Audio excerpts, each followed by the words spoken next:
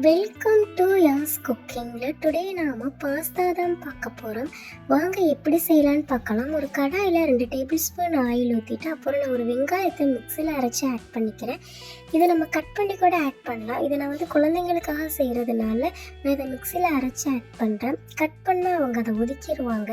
நம்ம இப்படி ஆட் பண்ணும் போது அவங்க பாஸ்தாவோட சேர்ந்து சாப்பிட்ருவாங்க. இதை கொஞ்சம் நம்ம வதக்கிக்கிறணும், இதோடைய ரா ஸ்மெல் போகிற வரைக்கும். நெக்ஸ்ட்டு நாம் இதில் 1 டேபிள் ஸ்பூன் இஞ்சி பூண்டு பேஸ்ட்டை ஆட் பண்ணிக்கலாம். அதனுடைய ரா ஸ்மெல் போகிற வரைக்கும் நம்ம இதை கொஞ்சம் வதக்கிக்கலாம்.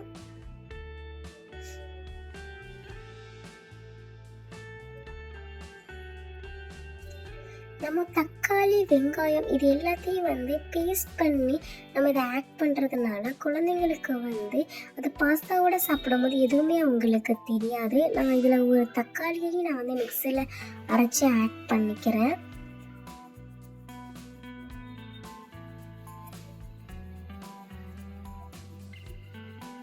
அதனுடைய ரா ஸ்மெல் போகிற வரைக்கும் இதையும் நம்ம வதக்கிக்கலாம்.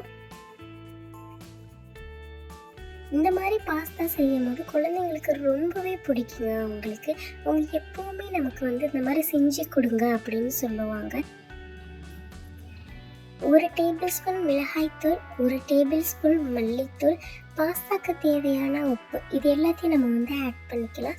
நான் மிளகாய்த்தூள் அதிகம் ஆட் பண்ணலை, ஏன்னா காரம் அதிகமாக இருந்தால் எங்கள் வீட்டு பிள்ளைங்க சாப்பிட மாட்டாங்க.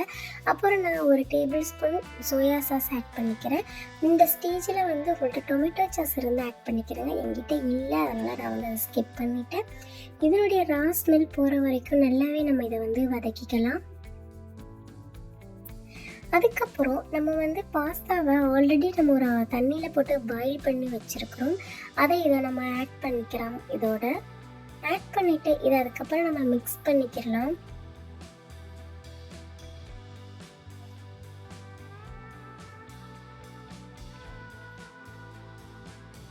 இது மசாலாவோட நல்லா மிக்ஸ் பண்ணணும்.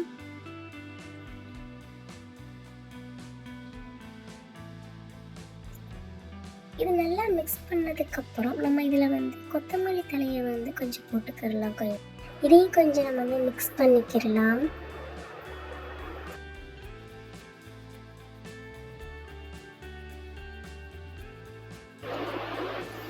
நெக்ஸ்ட் நம்ம இதில் ஒரு சீஸ் ஆட் பண்ணிக்கலாம்.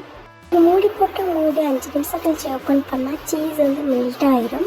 அதை நம்ம அதிலே மிக்ஸ் பண்ணிக்கிடலாம். சீஸையும் பாஸ்தாவையும் மிக்ஸ் பண்ணிவிட்டு ஒரு பவுலில் சேவ் பண்ணிக்கலாம். சேவ் பண்ணி நம்மளோட கிட்ஸுக்கு கொடுத்தா உங்களுக்கு ரொம்பவே இந்த பாஸ்தா பிடிக்குங்க. இந்த சீஸ் பாஸ்தா எல்லாத்துக்குமே ரொம்பவே பிடிக்கும்.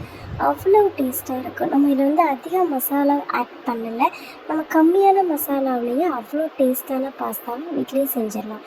நீங்களே ட்ரை பண்ணி பாருங்கள். மறக்காமல் நம்ம சேனல் சப்ஸ்கிரைப் பண்ணி